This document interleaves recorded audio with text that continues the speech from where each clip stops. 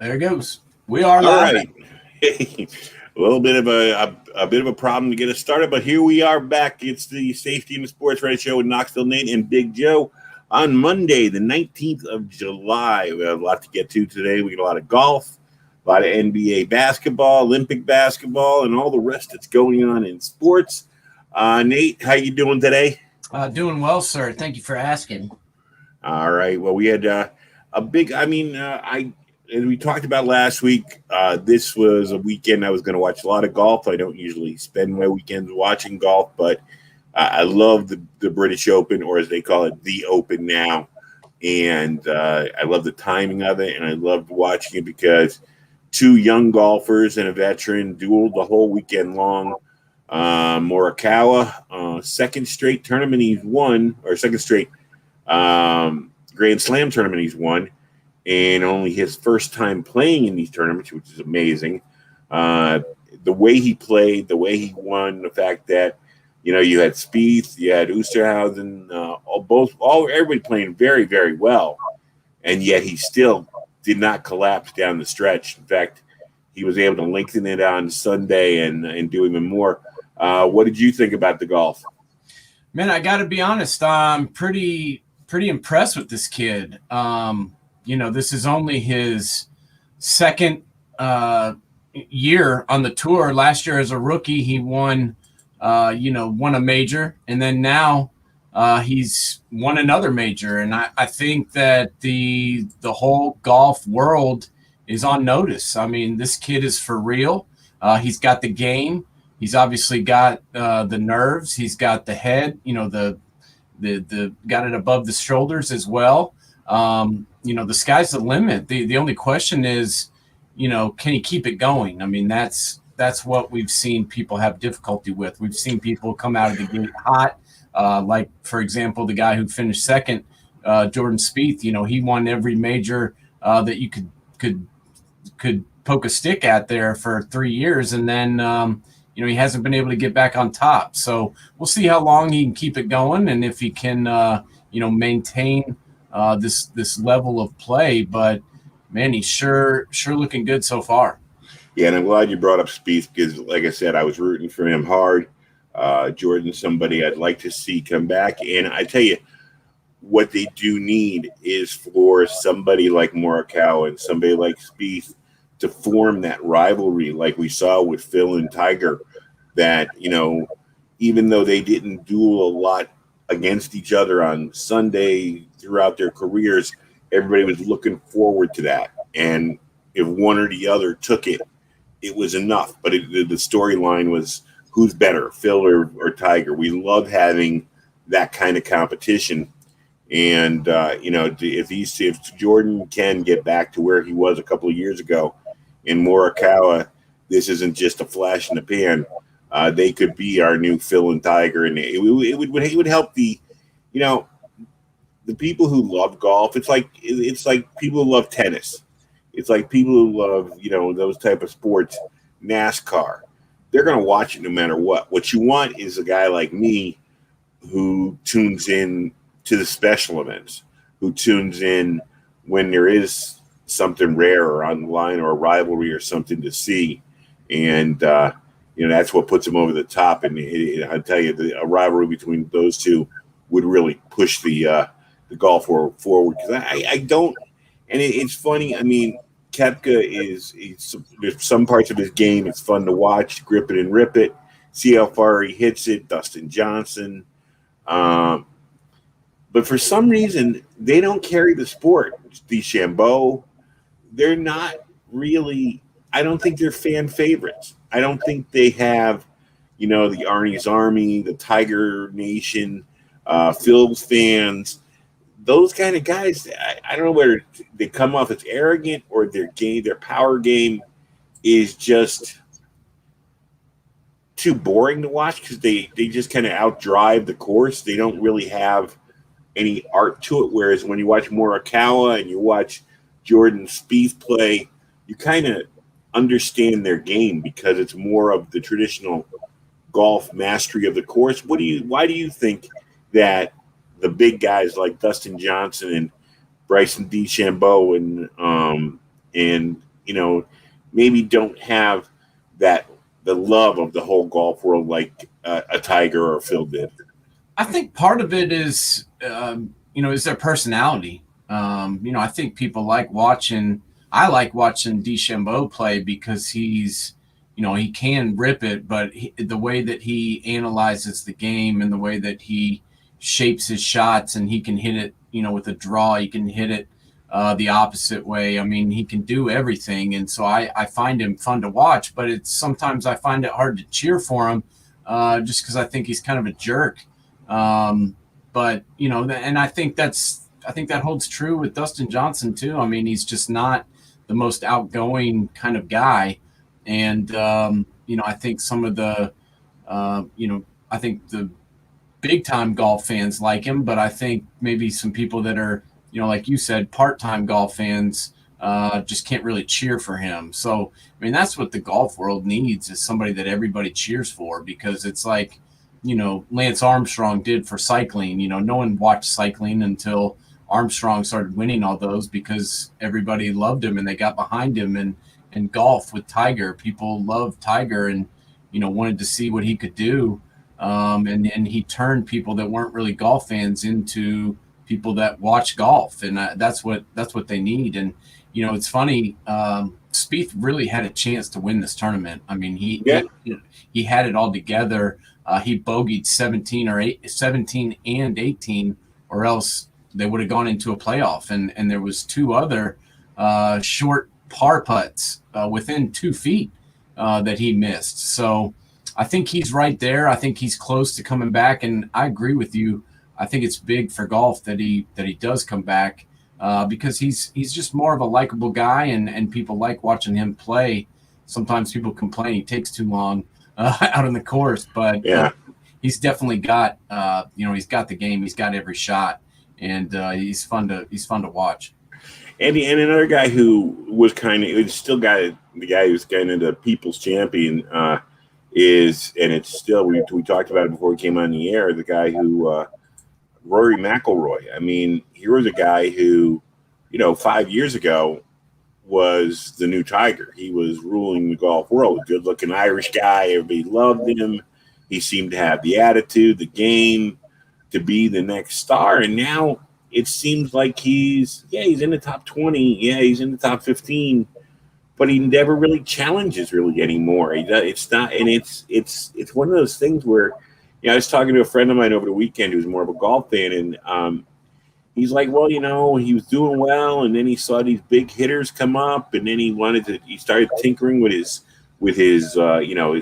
swing, and he goes, when Tiger did that, it took him a couple of years to get it back together, and now he thinks he's getting it back together, and it's just like, I don't know, they talk about tinkering with their swings and stuff like that, and I mean, I don't have a swing you could tinker with. My mine's so bad, but I mean, it's hard for me to understand how he can't snap back to doing it the way he used to do, so a little bit easier. I mean, how much can you tinker with a swing, do you think?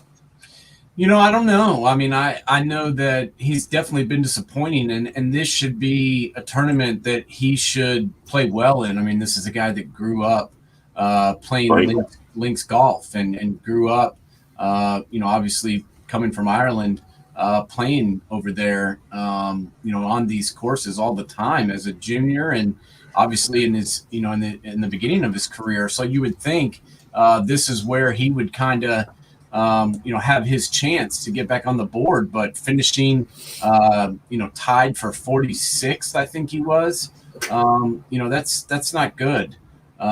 So I don't know. I can't really explain Rory. I mean, some of these guys, they get millions and millions of dollars, and that hunger kind of leaves them. And, that's why guys like Jon Rahm, are doing so well. I mean, Rahm finished third again, and this is a guy that would have won the Memorial. He came back and won the U.S. Open, and then he finished third in the Open here in the British Open. You got to give a lot of credit to Jon Rahm and the way that he's playing and the way that he's going out there and competing right now. Not many people playing as well as him at this point. Well, I remember when, a couple of years ago when everybody started talking about John Rahm and the whispers were starting about him. And, he didn't have a lot of initial success. He had, he was there, but it took him a while to break through. But now you're seeing what everybody was talking about. So you're right. I mean, he does have the whole game, and a big, powerful guy, and a big, powerful Spaniard who seems to know what he's doing out there. So he's another guy. I mean, golf needs those rivalries. It needs the Phil versus Tiger. It needed Arnie versus Jack. It needed, those type of rivalries is what feeds the sport. It's what people tune in to watch. And the one thing that was missing a little bit from the weekend that you always look forward to with the Open is the weather. I mean, it looked like it was played in the Carolinas or L.A. more than it looked like it was being played in the coast of England. You look forward to seeing those guys out there, with the crowd's bundled up and they're wearing their windbreakers and the windbreaker is is being blown around in the wind, and they're hiding under their umbrellas while they're trying to get their notes together and stuff. But so that's kind of one of the things you look forward to with the British Open is the fact that the weather can really turn that tournament on its ear, and it didn't this year. It was the weather couldn't have been better. The conditions were good, and the golf was good because of it, I guess. Yeah, I mean, there was no rain gear required, and it was kind of weird. But that's why the scores were so low. Winning Morikawa winning 15 under, that's almost unheard of in the British Open. So, that led to lower scores. But, if you look at it, there were still guys that finished well over par. I mean, hell, Mickelson was 12 over when he missed the cut. So, some people could say it didn't help them out a lot. But other guys, were able to score really well. But I love watching links golf. It's fun for me. Yeah. I think it's the most fun type of golf to watch. And, I thought it was a pretty good tournament. But my feelings are that there's a lot more good golfers now than there's ever been. There's more guys that can win every week than there's ever been. And I think that's why we get, we're critical of guys like, why doesn't Spieth win every tournament anymore? Why doesn't, who was the other guy we were talking about? McIlroy. Why doesn't McIlroy win all these majors, and we're critical of these guys. But if you think about it, there's more top end golfers that can win a tournament than there's ever been. I mean, John Rahm, Jordan Spieth, Dustin Johnson, McIlroy, DeChambeau, Phil's still won a tournament. There's Adam Scott is still out there, Xander Schauffele, Webb Simpson. I mean, Brandt Snedeker, Sergio. I mean, there's so many golfers out there right now. Justin Thomas, Fleetwood, all these guys that have the ability to win a golf tournament are competing every week. And I think it makes it that much harder for people to string wins together like they used to. And the other thing about it is, we're kind of unrealistic too, because we sit there and go, "Why didn't you win?" Well, I was minus 12. What was that? You should be good enough to win the tournament, don't you think? That's my point. That's my point. I mean, everybody wants the same guy to win every week, like Tiger used to do. Well, you've got to start realizing there's only one Tiger. There's only been, Jack Nicklaus. There's been one Arnie Palmer, one Jack Nicklaus, one Tiger. There's not a guy that just dominates and wins every week like that all the time. And until this Morikawa came along, I mean, he may be the next one, but it's very difficult to win every week when you're traveling like these guys do, and when you have the pressure on like these guys do, and then life hits you. That's what you have to remember too. I mean, these guys have girlfriends. These guys some of them have kids. Some of them have ex-wives. Some of them have baby mamas and ex-baby mamas, and family members that are sick or that die. I mean, there's things that go on, and it's tough to keep your focus with life hitting you in the face every day too.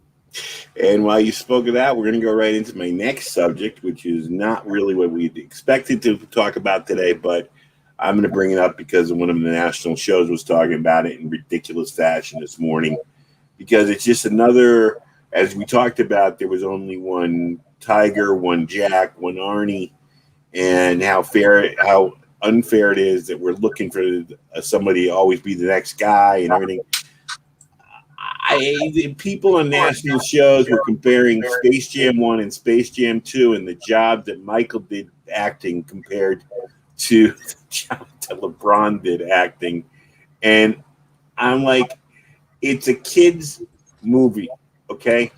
LeBron, if you think LeBron is going to be up for an Academy Award, just like Michael wasn't either, it's a throwaway movie meant to get kids into a theater.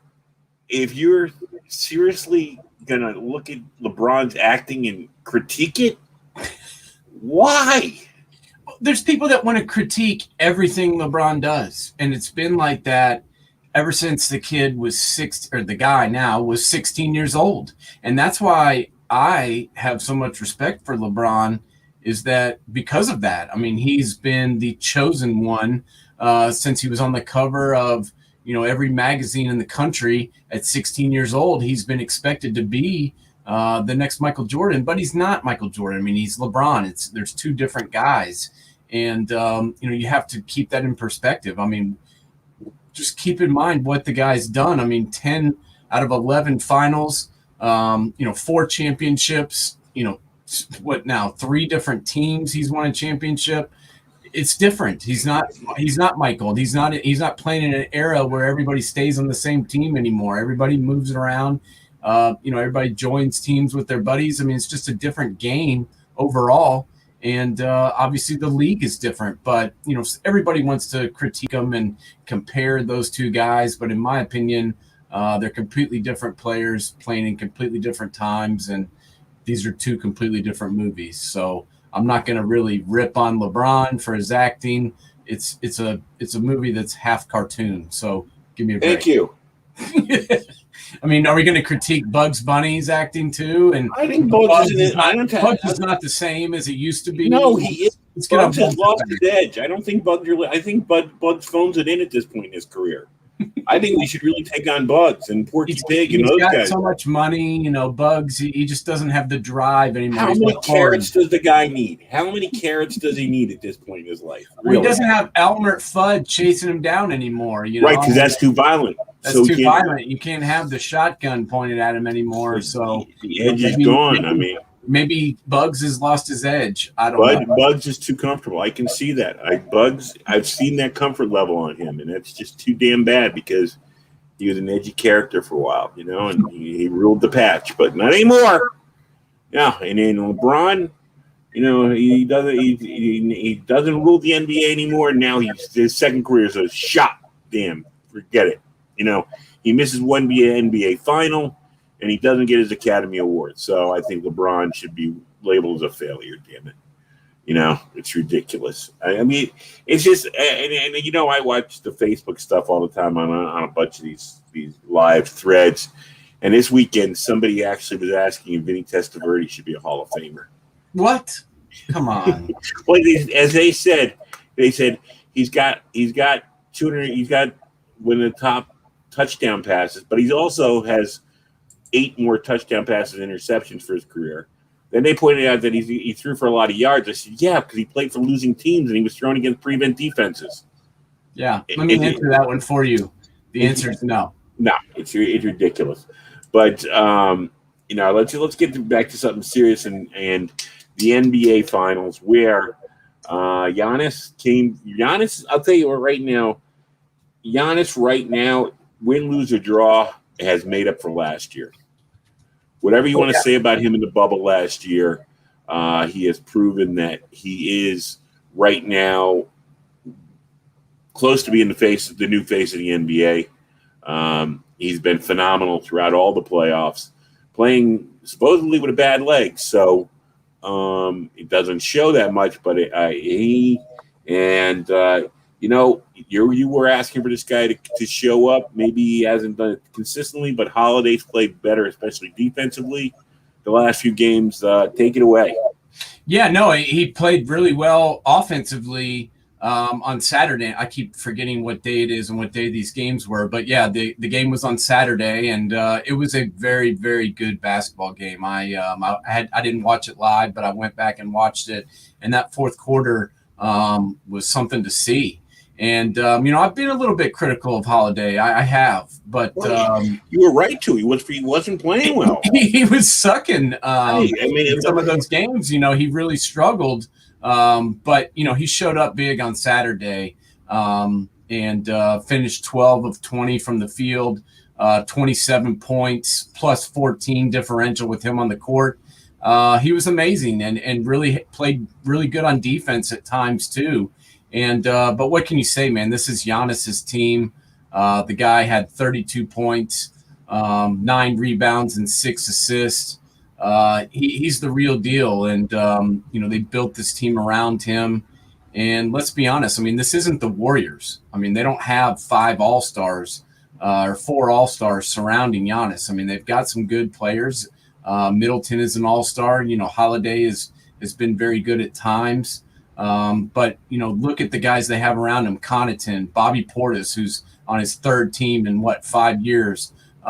These guys are not the cream of the crop per se in the NBA, but they play together as a team, and they have a superstar in Giannis to lead them, and they want to win. I mean, they've got fire. I mean, they could have easily hauled this off after they went down 2-0.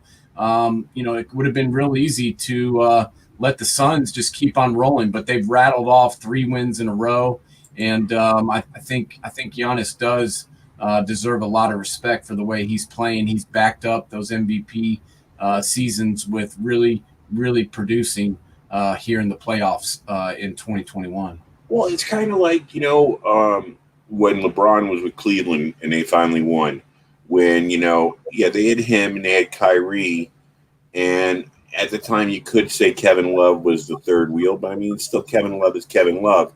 But you had Deladova, and you had guys like that were role players that played important minutes, like a Connaughton, like a Bobby Portis. And, that was enough with the superstar at the top who could carry the game when he had to carry the game. And sometimes that works. Sometimes you don't have to have that super 3 or that super, I mean, they have a duo there, but sometimes you don't have to have that 3rd guy. You know what I mean? You don't have to have your Chris Bosh. Sometimes it's enough just to have those 2 big guys that can carry the team. And right now it looks they're 1 game away. They're going to have it at home. People are saying the crowd up there in Milwaukee has been phenomenal, both inside and out, and they own the town right now. So we'll see what happens. But it's a shame that, Chris Paul, if he doesn't have a really good game in Game 6, and no matter what the end of however it ends up, if he has another stinker, I mean, that's what people are going to remember. After he carried the Suns to this point and had them up 2-0 and was playing so well, to watch Chris Paul kind of, I don't know if he's 37 years old, so maybe he's just damn tired. But, to have him play the way he has the last couple of games, to have that, and the naysayers come out and they'll start saying, well, you see, Chris Paul in OKC, Chris Paul at Houston, Chris Paul with the Clippers. This was been the problem with Chris Paul. He can get you so far, but he can't get you the full way. Yeah, but I mean, I'd kind of disagree, just because he did lead this team to the finals. I totally disagree. And he played well on Saturday, man. I mean, this is a guy who's getting up there with a lot of basketball on his legs, and he played 35 minutes on Saturday.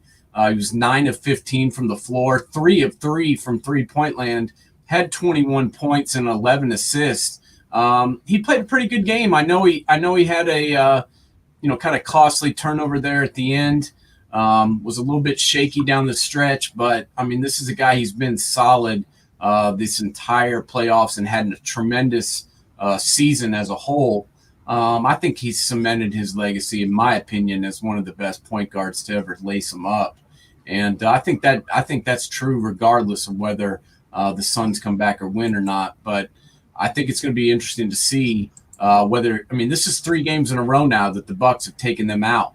And, I'm interested to see whether the Suns can come back and win one more or maybe win 2 more, or whether or not they just fold. The way that Monty Williams coaches and the way that Devin Booker plays and the way that Chris Paul plays, I've got a funny feeling that you're going to get all that the Suns have got tonight when the ball goes up. I think they're going to give them a tough time. I think that they've got a lot of confidence in their game. I know they've lost 3 in a row, but I just don't think they're going to bow out. I think they're going to make the Bucks win it, and I think they're going to make the Bucks, earn it. And, I think we could be looking at a Game 7 here, especially if the refs, let Devin Booker foul out 4 times. I love Game 7. I'm still pissed off about that, man. I really am. I'm still really pissed off about that. The officiating was horrible both ways in that game, let's be honest. But to sit there and let this guy get 8 fouls, it pissed me off, especially the one where he tackled Drew Holiday going up for a that was ridiculous. Going up for a layup, and he was walking towards the bench, and Giannis was just kind of standing there going, "What?" And then he got the ball and put it in, and it was like, "Wait, what's going on?" Then he fouled again and went and sat down, and then Coach Williams realized that the call wasn't on him and put him back in the game, and it was just kind of like, wow. This was ridiculous before. What do we call it now? Yeah, it is. I mean, the referees, but like you said, what you want in these kind of games is the referees to be anonymous. Yeah. Call the fouls. No, don't swallow your whistle. Call the fouls, but don't impact the game at all. Just don't. You don't want them to be anything written up in the paper or commented on in a show like this the next day for how bad they were. So. Yeah, I think we might get it. I'm hoping for a Game 7. I think we might get a Game 7. We'll see what happens. There was of course, there was talk on New York Sports Radio this morning about Damian Lillard and how the Knicks need to get him. And, of course, it would be nice for him to get. But who do they have to trade for? Nobody. They've got no trade capital. He's not going to New York. But I did listen to the press conference the other day. It was actually after the U.S. Olympic team beat Spain.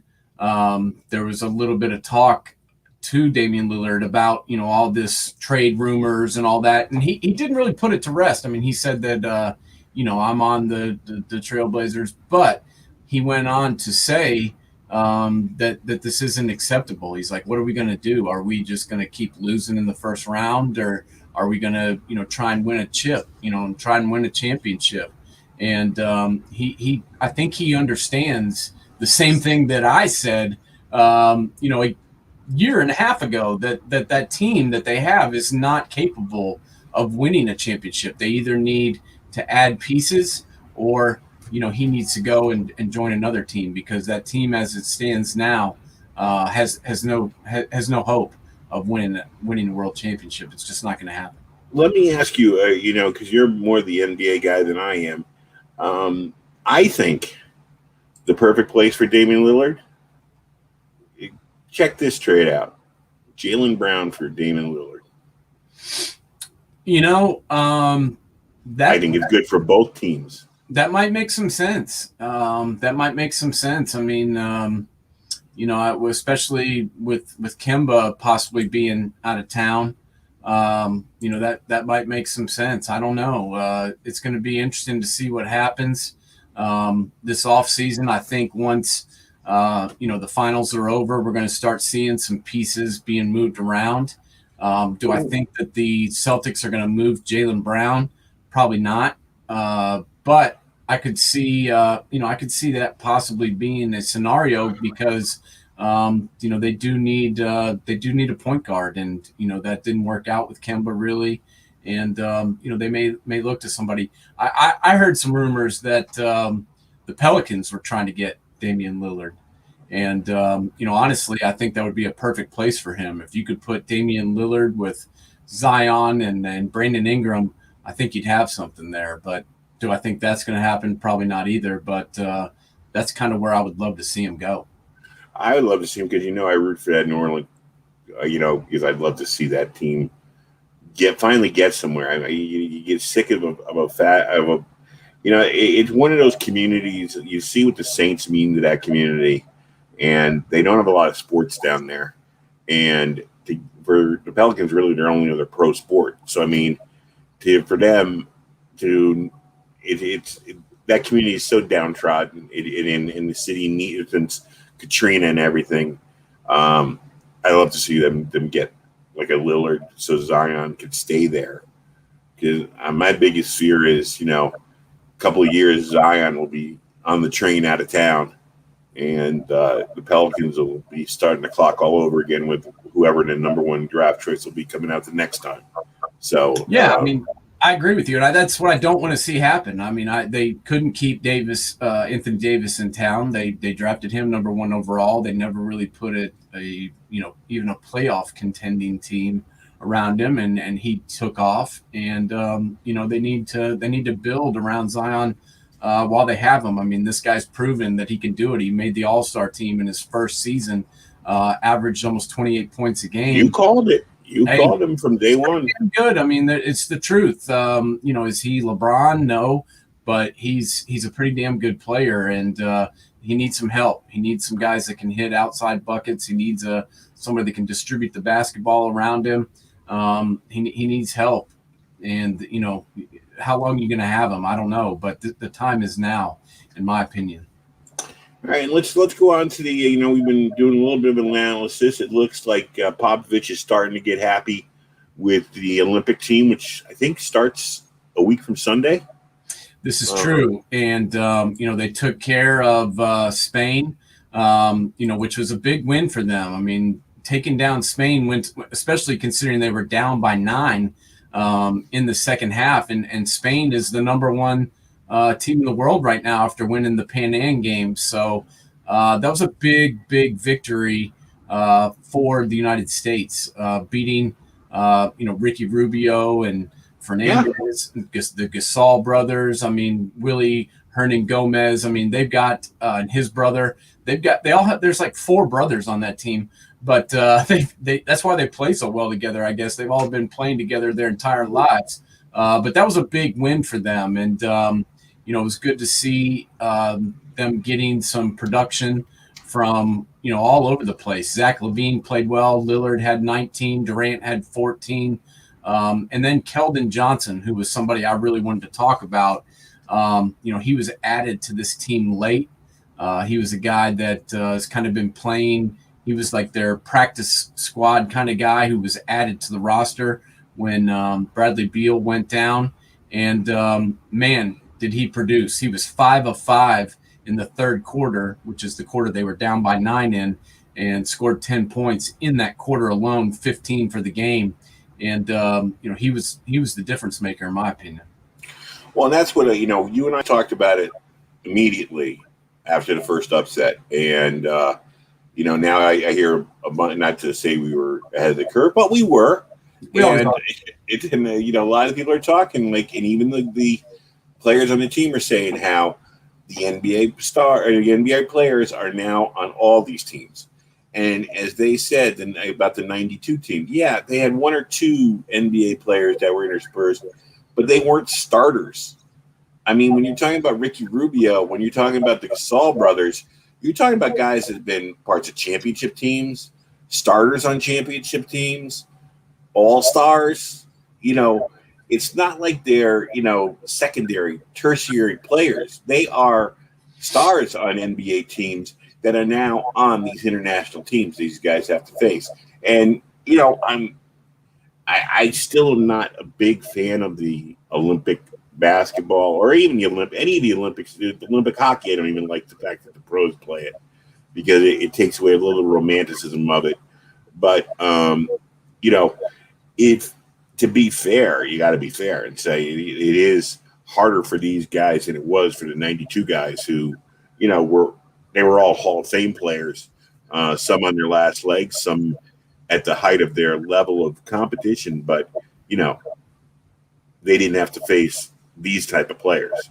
Well, the game has gotten way more global since then. The game was getting popular at that point, and like you said, there was 1 or 2 guys from each of the international teams that may have played in the league. But now, all these teams have guys that play in the NBA. And the NBA, if you watch the NBA draft, hell, a third of the guys are from Europe or from overseas that get drafted. I mean, half of them, I have to look up who they are because they're guys that don't play college basketball. They come from all over the place, and that's because this game has become globalized, and it's a lot different than it used to be. So, and things aren't getting any easier for the United States team. As we got a little breaking news right before we hit the air tonight. Zach LaVine's out. Is he? He did not travel with the team to Tokyo. The report came out that he wasn't on the plane, and it's been confirmed that he's in protocols, and this is not good. But he's been the third leading scorer. As much as I don't like the guy, he's actually been playing pretty well, and has been the third leading scorer on this Olympic team. So that's not going to help them. Him being out.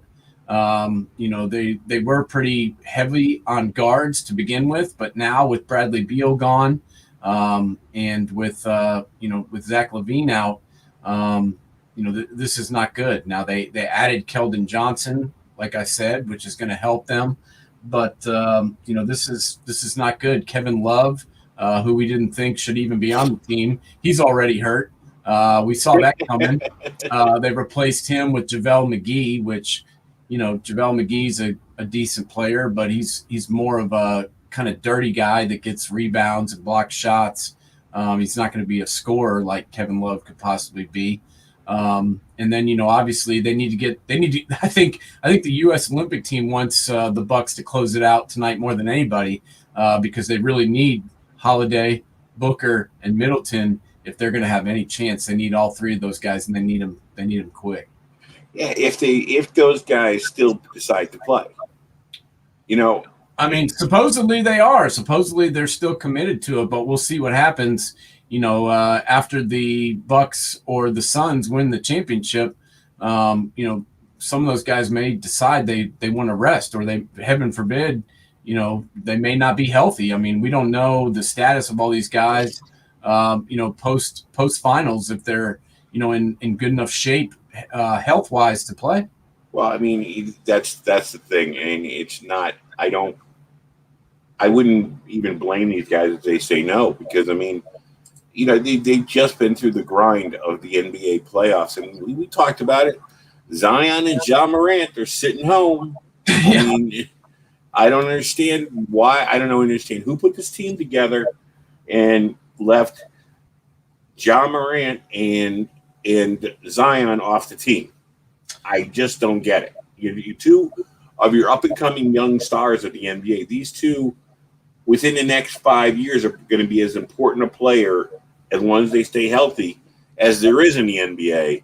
But you leave them off, and then you have these other guys who, yes, Devin Booker's important too, but Middleton's important. Holiday, maybe not so much. But the fact of the matter is, they're still playing in the playoffs. I don't get it. Yeah, and you think about it. The Bucks have had some. They went 7 games with the Nets, or 6 or 7 games with the Nets. They played the Hawks. So this hasn't been an easy road, right, to get even to the finals. And then obviously the Suns are still battling them. So Middleton and Holiday. Who's to say that they may not pull out and decide not to play after the finals are over? I know they made that commitment, but it's a lot easier to say it before you go through all that. We'll see what happens, but they need those 3 guys big time. How about this? Maybe they won't be physically able to do what they normally do because they're too damn tired. Yeah. I mean, they might go over there and be only a shell of the players they are. Remember one thing. They got to leave from celebrating their championship, get on a plane, and head to Japan. That's what, 16 hours on the plane? At least. To Japan, 16 hours, go 2 time zones, and then start practicing with guys that you don't usually play with, and try and get yourself together for a week. We saw what happened when the U.S. team played their first 2 games, and as Popovich and those guys said, and I guess rightly so from what they've shown lately, we're just getting our stuff together. These guys are going to be behind that curve too. They're not going to know what they've been working on, the sets, who's going to get Durant's going to get the ball at the end of the game. We know that, but I mean, what are the defensive? Who's going to be the matchups? What's going to happen? It's just a poorly put together team, and I like I said, I would not be shocked at all if they win, but I would not be shocked at all if they lose. Yeah, and that's why Keldon Johnson, has been such a difference maker. He's a young guy. I mean, he's what is his second NBA season this year. He's got fresh legs, and you could tell when he went in the game that, A, the Spurs didn't make the playoffs, so he hasn't played in a while, and B, he's a young guy, so he's got some spring to his step, and I think that would help this team more, especially playing against these guys that are as talented as they are. That style that Coach K had that won 3 straight gold medals was up and down basketball, and they wore those other teams out because they were more athletic than them. I'm not sure this team is that much more athletic than all these other teams, and that could spell trouble. And the other thing about the younger players, playing the younger players, bringing them in, is KD's won his gold. Some of these guys have been, I don't know how many guys on this team have been on other teams, but I mean, to win the gold for the first time means something to these guys. You know what I mean? They never get over that. That's why it meant so much in '92 for Magic and for Bird to finally get their gold, and for Barkley to get his gold, for the games they didn't get to play in when they were younger. I mean, for Michael, he had won gold before, but most of those guys hadn't won a gold medal, so it meant a lot to them. The guys who get their second, third, and 3 or 4 gold medals, yeah, they've done it before. But they're hungry. That first time around, you can't replace the hunger of winning it for the first time. Yeah, no, it's a true story. And, I don't know if this roster is good enough. And, who's to say, what this roster is going to look like once they start playing. I mean, this is not going as planned here with the COVID situation. I mean, losing Levine is not going to help things, and they've already got Jeremy Grant is in contact tracing protocols, and Beal's already gone, so it's going to be difficult to get through this with this team, and even more so to get through it with this team intact. So we'll see what happens, but definitely let's stay positive for a moment. That was a big win. Beating Spain was big for them, I think. Spain's a good team. They're ranked number 1. They won the World Championships here most recently, and beating them was huge, especially after losing to Nigeria and Australia. I think it was big for them to win 2 games in a row.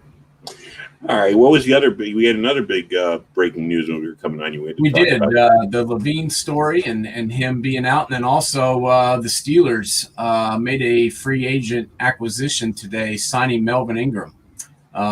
Is Melvin Ingram one of the top 5 pass rushers in the league? No, but they needed somebody else to be opposite of TJ Watt. I mean, especially after they lost Dupree. Yeah, Dupree is gone, and looking at the guys that were still available, we've discussed that on our show. We've looked at who's out there, and to be honest, I've got to say that out of the guys out there, I think Melvin Ingram's probably your best bet. This is a dude who knows how to rush the passer. He's been very productive in almost his entire career. If you go back and look, he was drafted in 2012.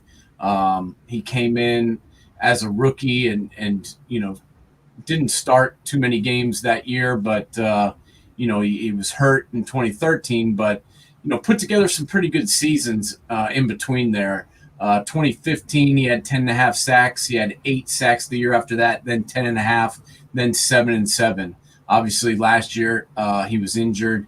He didn't really play that much and wasn't as productive, but he had several years there in the middle where he was teetering on double-digit sacks. So I think this is a guy that can do it if he's healthy. But that'll be the biggest question: is how healthy is he, and how much gas does he have left in the tank? Well, I mean, if you look at the Steelers, we've talked about it. Right now, they're lagging to third in the conversation in their division, behind the Browns and the Ravens. I mean, right now, the Ravens are number one, and the Browns are, if not 1A, they're number two right now, and that's in everybody's mind. Everybody thinks that, we saw at the end of the year Roethlisberger fade, start to show his age. They don't have that running game anymore. Their offense, at any rate, is a question mark going into training camp. So they're going to need a good defense. They're going to need a very strong defense to carry them, especially in that division. I mean, I think Cleveland learned a very big lesson last year that they can compete with Pittsburgh. For years, Cleveland, outside of beating Cincinnati every year, they lost to the Ravens and they lost to the Steelers. They were very big beating the Steelers and learning how that they can beat the Steelers. So they're not afraid of them anymore.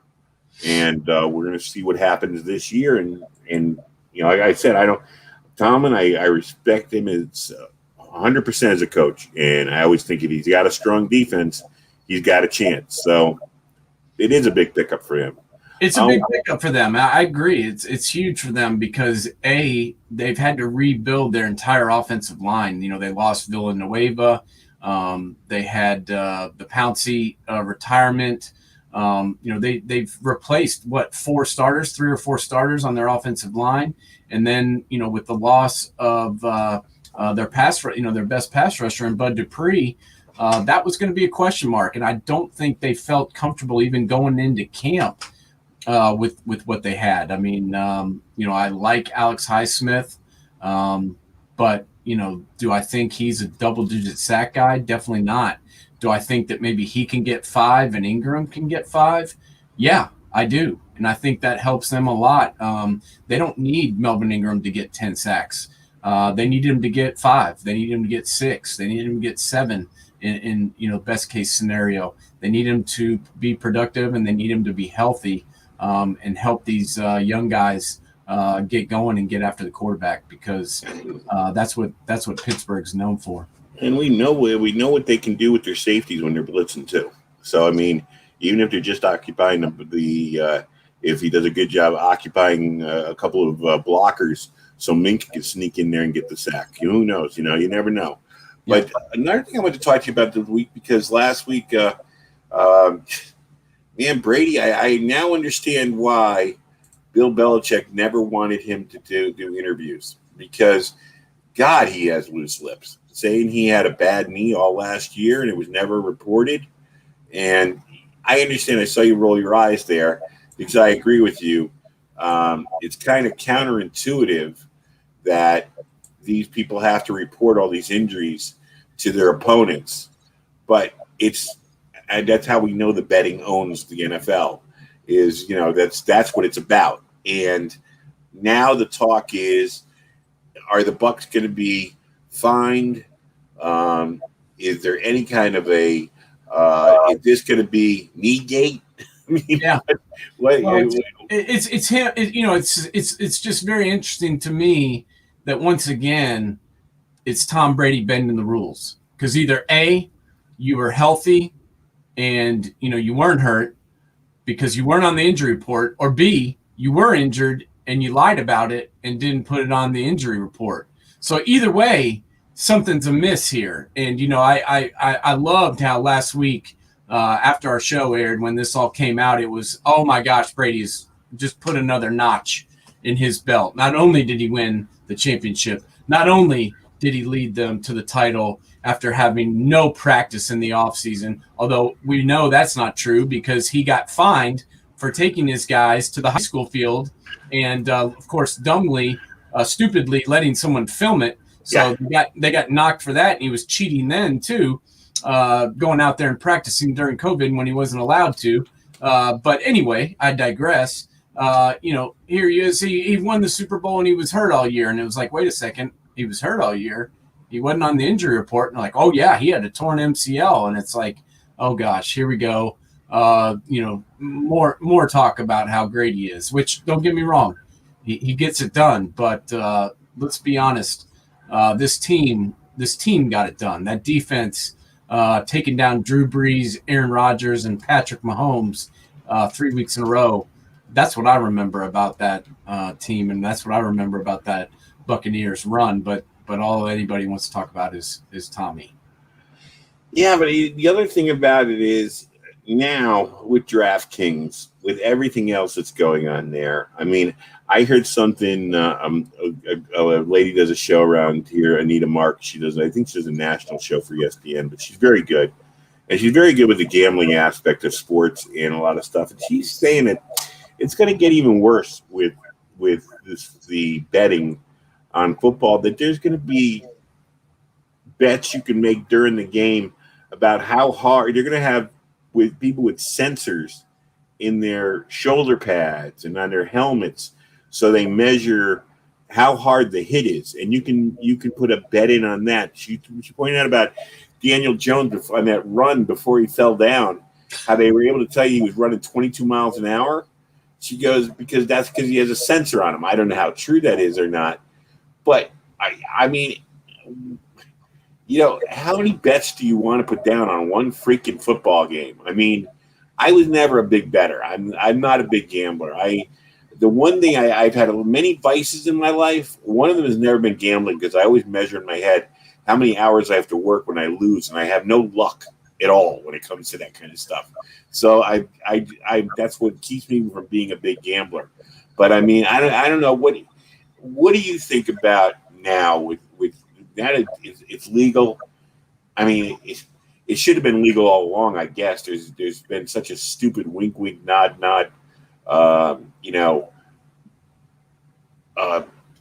way it was handled in the past. We had the betting lines, like we said, we have the injury reports, we have all this stuff, but the NFL was against gambling. Now it's just a wide open door. What do you think about gambling in the NFL now? Is it too much?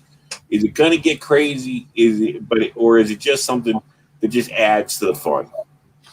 I don't know. I mean, I was always kind of under the impression of like betting on who's going to win, or how many points they're going to win by. But like you said, now there's all these prop bets, which I think are just a little bit ridiculous. I mean, you can't. It's not enough to bet on who's going to win. It's not enough to bet on how many points they're going to win by, or how many points they're going to score, or how many points the two teams are going to score combined. We have to go beyond all that and bet on how many times someone's going to fall down, or how many times they're going to get hit. I mean, these prop bets, I think, are a little bit ridiculous, but I get it. This is what some people aren't like me. I can sit there and watch a game, and I enjoy watching the game because I love the game. But there's other people that, to be entertained, they have to have something riding on it. You know what I mean? Yeah. They have to, in order for them to get involved, and for them to be excited about it, they got to have money riding on it. So, I get all that, but they're definitely, they're towing the line here, because people forget, or I guess just don't want to talk about, the scandal that was in the NBA with these referees. I mean, that story broke, and it was such a huge story, and then it's like no one talks about it anymore. No. But these refs were out there helping, bookies essentially, and sports books fix games, and it just kind of all got swept under the rug, and they blamed it all on the one ref, and then all of a sudden it's just kind of like, oh, it never happened, but it did happen. And that's the thing you got to remember, is these referees aren't getting paid that much. It's a part exactly for them, and these guys can be bought. Oh, and holding call can be called on any play. Pass interference on almost every pass play, you could call a pass interference or a hold or something and get away with it. I mean, you hate to put the suspicion out there, because it is a very hard job. And I've always said that I find it ridiculous that they have, guys out there that are 50 and 60-year-old lawyers trying to keep up with world-class sprinters as they run down the sidelines. It kind of is, to me, that's crazy when you have players that don't make squads every year, or guys that come out Division III football players like you that would be in condition, at least could keep up with the play. Go recruit these guys and give them full-time jobs. I've always said that's the way to go, not these part-time. It's $1 billion operation. Why do we go cheap on referees? Weekend guys with hotel rooms and steak dinners, and they probably make a nice pocket change on the weekend considering. But I mean, why don't we have full-time referees? It's like I said, it's $1 billion industry. Yeah, I mean, I don't know, but that kind of that leads me to my next topic, which is the NCAA. I don't know if you saw the report that came out today about how the revenues were down, obviously in 2020 due to all the stuff going on with the COVID and all that, and so they went down a little bit. But Mr. Emmert still got a raise and made $2.9 million. Of course. And then Donald Remy, who is now working for the Biden, I don't like getting political here, but Donald Remy, who's now working in the Biden administration, he made $1.7 million last year while the NCAA was getting hit. And their production went from 1 billion to 521 million in 2020. However, they were still able to spend $68 million on legal counsel fighting this name, image, and likeness battle that was going on in the courts. So they're losing money, but they still are able to give Mr. Emmert $3 million, and they're still able to spend almost $70 million trying to keep any of these kids from getting any money. So just utterly ridiculous. I think college football is going to change a lot because the NCAA is going to become essentially worthless. I mean, what's the point of having the NCAA when their whole goal has been to try and stop these kids from making money when now they're allowed to make money? So I don't know. We talked about it a lot on the show with these new rules, how you're not allowed to pay these kids to come to your school, whereas they've already been doing that for years, and it's going to get even worse. Yeah, it is. And like I said, we're going to have we're going to spend a lot of time this summer talking about this because we're going to see where Arch Manning goes. If he's going to be able to make $20 million before his 18th birthday, even though he doesn't need the money. That's the worst part about it is he's already probably got that in his bank account from his grandfather from somewhere. So I mean, it's going to be, like I said, I understand the concept. I just, as a traditionalist, and I'm not on the NCAA side, but I see nothing but bad crap happening because there's no way to keep agents from getting involved. There's no way that these parents are not going to have their legal team and their money men.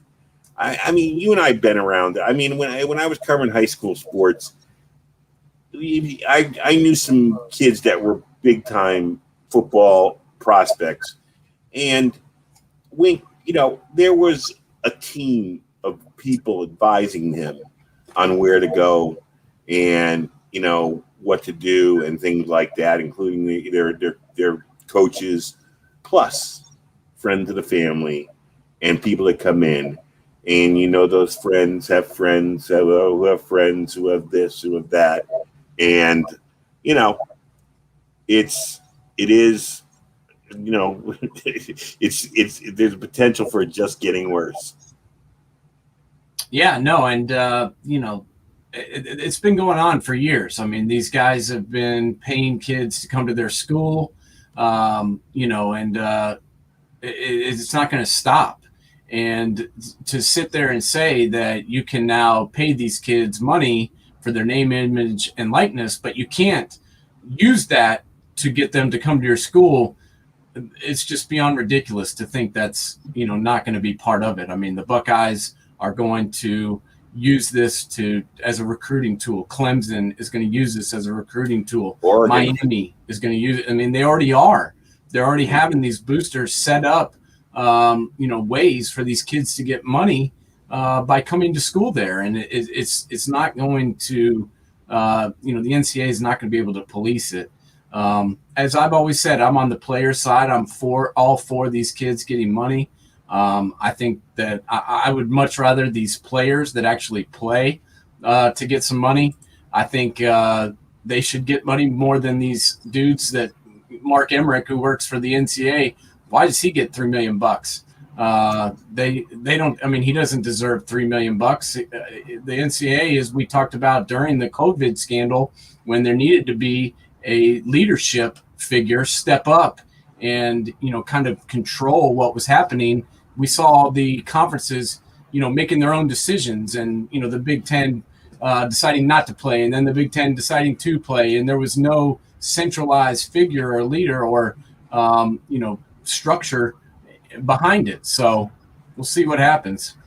Well, I mean, I'm not on Emmerich's side, but I also have always said this is going to be the hardest thing to figure out how to keep it from exploding. And also, there are kids on that 53, 75-man roster, how many of people they have at a major university that get a free education and never touch the field.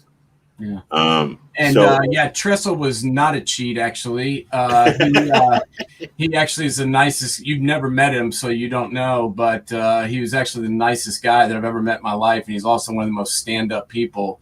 And the whole reason he got fired was he was trying to help his players and keep them from getting arrested and in trouble, because he saw what happened to his players before, like Maurice Clarett, who got run out of NCAA football for basically no reason, because Andy Geiger, who was the AD of Ohio State at the time, didn't like how Maurice Clarett had more clout than he did, so he wanted to get rid of his ass.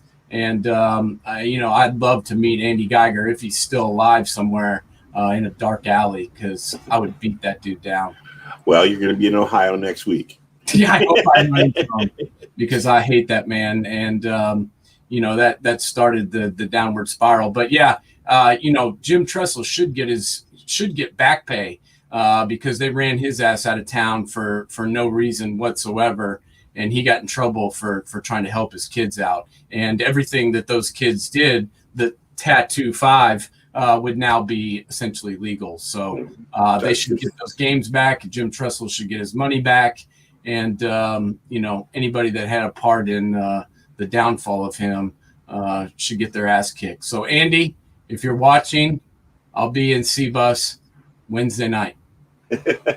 All right, we're going to break now. We are not going to be on this Thursday night. We're going to take a little vacation. We'll be back on Monday, just before the NFL camps open. So we are going to be heavy into football. By that time, the NBA will be done. It's going to be college and pro football for the next foreseeable future. Thank God it's back. Looking forward to it. We're going to do a lot of Ivy League action. We're going to do a lot of all of the major sports. We'll be talking a lot on how the image and likeness will affect this upcoming season. We're going to try and get some good guests coming in here. And we're going to try and give you football wall-to-wall, better coverage than you can get anywhere else. And then we want you to be a part of it. So like Rob, who's been messaging in tonight, we welcome those kind of things. And we will see you all next Monday. Nate, enjoy an Ohio vacation. Yes, sir, I will. I'm looking forward to it. We're having a little Schmidt family reunion, so it should be interesting. Be careful, Ohio. Nate's coming to town. Yeah, we'll see. We'll see if I make it. All right. Take it easy, everybody. Have a good rest of the week, and we will be back next Monday. Take it easy, Nate. All right. Adios.